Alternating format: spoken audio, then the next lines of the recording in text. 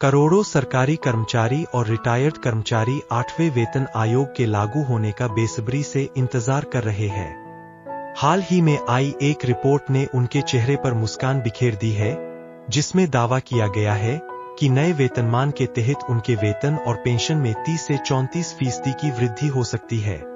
यह वृद्धि लगभग 1 करोड़ लोगों को प्रभावित कर सकती है, जिसमें केंद्र सरकार के कर्मचारी और पेंशनर्स शामिल हैं। हालांकि इस वेतन आयोग की रिपोर्ट अभी तैयार नहीं हुई है और इसे सरकार को भेजने के बाद ही मंजूरी मिल पाएगी। नया वेतनमान जनवरी 2026 से लागू होने की उम्मीद है, लेकिन कर्मचारियों के मन में यह सवाल है कि आयोग का अध्यक्ष कौन होगा और उसका कार्यकाल क्या रहेगा। वर्तमान में इस विषय पर कोई ठोस जानकारी नहीं है, लेकिन सरकारी कर्मचारी और रिटायर्ड कर्मचारी इस बदलाव की आस में है। फिटमेंट फैक्टर एक महत्वपूर्ण अवधारणा है, जिसका उपयोग नए वेतन की गणना के लिए किया जाएगा। पिछले 7वें वेतन आयोग में 2.57 का फिटमेंट फैक्टर लागू हुआ था, जिससे न्यूनतम वेतन बढ़कर 18,000 रुपये प्रति माह हुआ।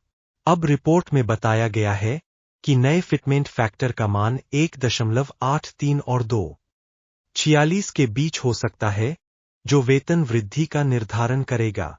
वैसे पहले के वेतन आयोगों में भी सैलरी बढ़ोतरी देखने को मिली है, जिनमें 6वें वेतन आयोग ने कुल वेतन और भत्तों में लगभग 54% की वृद्धि की थी।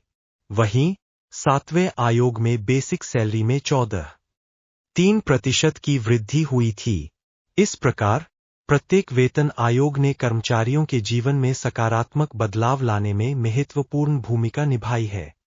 सरकारी कर्मचारियों की सैलरी की गणना में मूल वेतन, महंगाई भत्ता, मकान किराया भत्ता और परिवहन भत्ता शामिल होते हैं।